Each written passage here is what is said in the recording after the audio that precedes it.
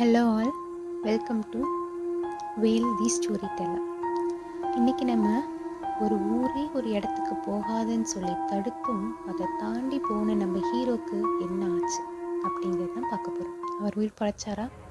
கதையை முழுசாக கேளுங்க, இப்போ தான் தெரியும். எப்படி படத்தில் சூர்யாங்கிறவர் ஒரு பெரிய ஹீரோவாக இருப்பாரோ அதே மாதிரி இன்றைக்கி நம்ம கதையோட ஹீரோவோட பேருமே பார்த்திங்கன்னா சூர்யா தான். 2008 சூர்யாவோட வயசு 22. ட்ராவல் பண்ணுறது, எக்ஸ்ப்ளோர் பண்ணுறதுனா ரொம்ப பிடிக்கும். யார் கூப்பிட்டாலும் எங்கே கூப்பிட்டாலும் யோசிக்காமல் பெட்டி படிக்க தூக்கிட்டு கிளம்பிடுவார். இதே மாதிரி தான் தன்னோட ஸ்கூல் ஃப்ரெண்டு ராஜஸ்தானில் நவராத்திரி ஃபங்க்ஷன் செலிப்ரேட் பண்ணுறதுக்கு இன்வைட் பண்ணவும் கொஞ்சம் கூட யோசிக்காமல் கிளம்பிட்டார். ஊசியில் சாப்பாடு போட்டால் போயிடுவோம்ல, அந்த மாதிரி. 20 மணி நேரம். அப்போ பாம்பேயில் படிச்சுட்டு இருந்த நம்ம சூர்யா 20 மணி நேரம் பஸ்ஸில் ட்ராவல் பண்ணி ராஜஸ்தானில் மவுண்ட் அபு அப்படிங்கிற ஒரு மலையை தாண்டி தான் அந்த வில்லேஜ் இருக்குது, அங்கே போகிறாங்க. அந்த பிளேஸில் பார்த்திங்க அப்படின்னா ஒரு தேவி பூஜை நடக்குது, நம்ம ஊர் திருவிழா மாதிரி. ஸோ சாயங்காலம் 4 மணிக்கு தான் போகிறாங்க. ஸோ அந்த இடத்து மேலே இந்த பூஜை மேலே பக்தி இதெல்லாம் எதுவும் இல்லை சூர்யாவுக்கு. ஆனால் அதை சும்மா எக்ஸ்ப்ளோர் பண்ணுறதுல பார்க்குறதுல ஒரு இன்ட்ரெஸ்ட்டு. ஸோ சூர்யாவோட ஃப்ரெண்டோட வீட்டில் பார்த்திங்க அப்படின்னா ஒரு அம்மா இருக்காங்க. அவங்க சாமி அவங்க உடம்புல இறங்கி குறி சொல்லுவாங்க, எப்படி நம்ம ஊரில் சொல்லுவாங்களோ அதே மாதிரி. ஒருத்தவங்கள பார்த்து அவங்களோட பிரச்சனைகள்லாம் என்னன்னு சொல்லி அதுக்கான தீர்வையுமே அவங்க சொல்கிறாங்க. ஸோ இந்த மாதிரி நல்லாவே அந்த ஃபங்க்ஷன் போகுது. தேவி பூஜை நல்லா நடக்குது, எல்லோரும் நல்லா சாப்பிட்றாங்க. நைட்டு 10 மணி ஆயிடுச்சு. ஃப்ரெண்டு டைம் ஆயிடுச்சுடா, சரி இன்னைக்கு நைட்டு நீ தங்கிட்டு போகலாம் அப்படின்னு எவ்வளோ சொன்னாலும் நம்ம சூர்யாவுக்கு தான் நிறைய வேலை இருக்கே. நம்மால் ஒரு இடத்துல கொஞ்ச நேரம் கூட இருக்க மாட்டார், உடனே அடுத்த இடம் போயிடணும். ஸோ வாடா, இல்லை இப்போவே கிளம்பலாம் அப்படின்னு சொல்லி சூர்யா அவரோட ஃப்ரெண்டை கம்பல் பண்ண ஒரு ஸ்டேஜுக்கு மேலே ஃப்ரெண்டும் சரி வா போகலாம், பாம்பேக்கே போயிடலாம் அப்படின்னு சொல்லி முடிவை மாற்றிட்டு கிளம்பிட்டாங்க.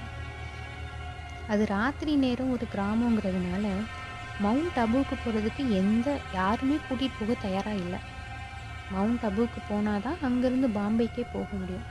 சரின்னு சொல்லி ஒரு ஜீப்பை பிடிக்கிறாங்க. அந்த ஜீப்புக்காரன் 2 மடங்கு அதிகமாக கேட்குறான். சரி பரவாயில்ல, எனக்கு எப்படியாச்சும் பாம்பே போகணும், இதுக்கு மேலே நான் இங்கே இருக்க மாட்டேன் அப்படின்னு சொல்லிட்டு பந்தாவாக நம்ம சூர்யாவும் ஓகே சொல்லிட்டாரு.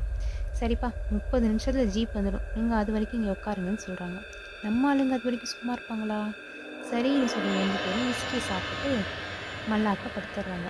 30 நிமிஷம் கழித்து வர வேண்டிய நம்மளோட ஜீப்பு 1.5 மணி நேரம் ஆகும் வரலாம்.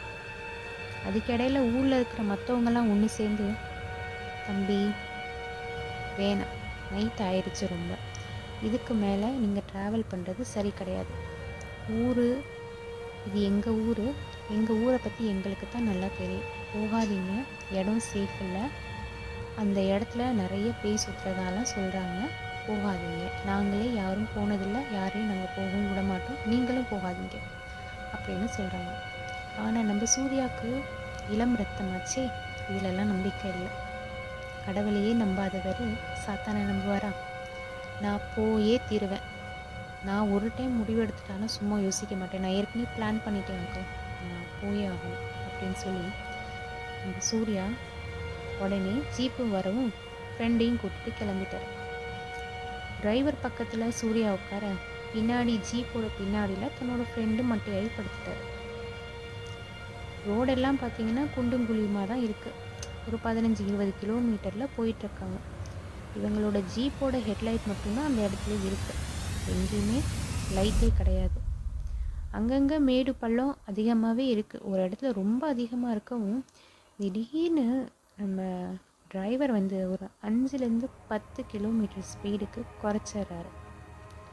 அது வரைக்கும் எல்லாம் நல்லா தான் போயிட்டுருந்துச்சு. ஸ்பீடை குறைச்ச நேரத்தில் திடீர்னு அவங்க காதில் ஒரு சவுண்ட் 2 பேருக்கும் அள்ள விட்டுருச்சு.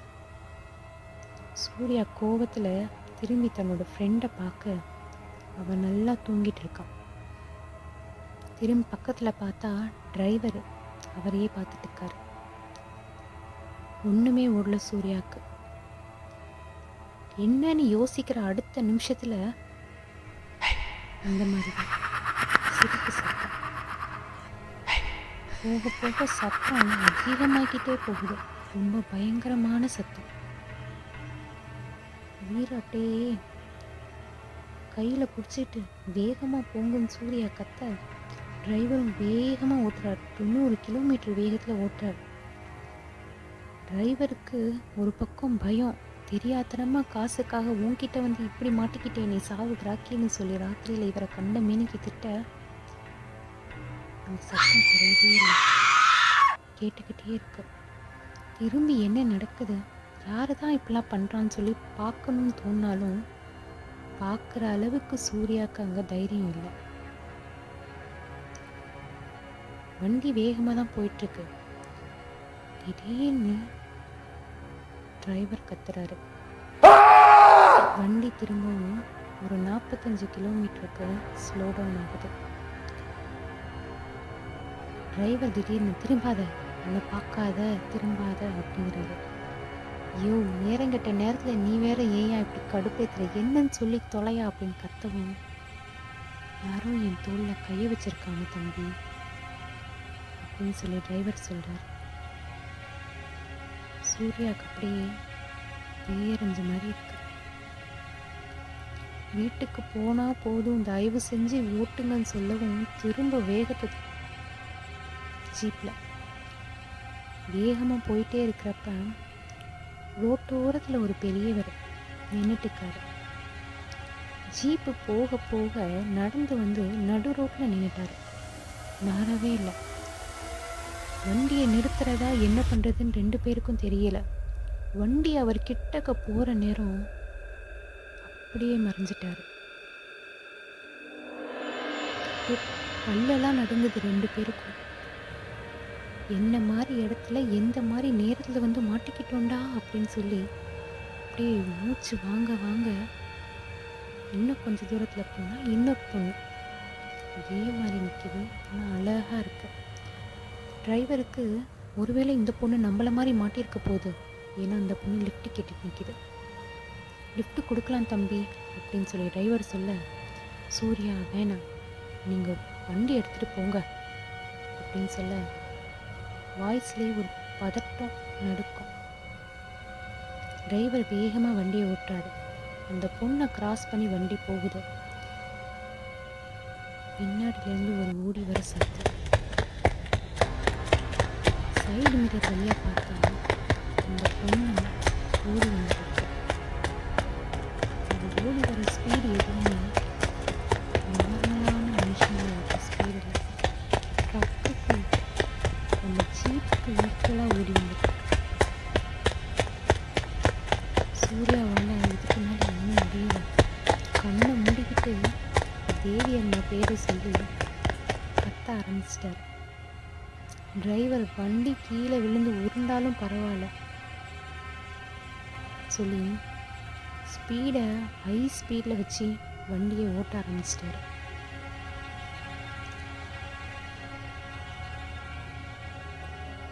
வண்டி வேகமாக போக போக பயமும் ஏறிக்கிட்டே இருக்கு. எப்படியாச்சும் உயிரோட மவுண்ட் அப்புக்கு போயிட்டா போதும்னு. பின்னாடி இருக்கிறவன் இருக்கானா இல்லையான்னு கூட 2 பேரும் கவனிக்கலாம். போகிற ஸ்பீடு செம்ம ஸ்பீடு. சூர்யா டைட்டாக சைடில் இருக்கிற எல்லாத்தையும் பிடிச்சிக்கிட்டான்.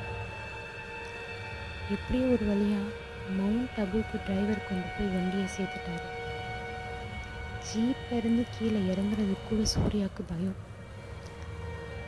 அப்படியே கை கால் நடுக்கத்தோட வண்டியிலேருந்து இறங்குறாரு.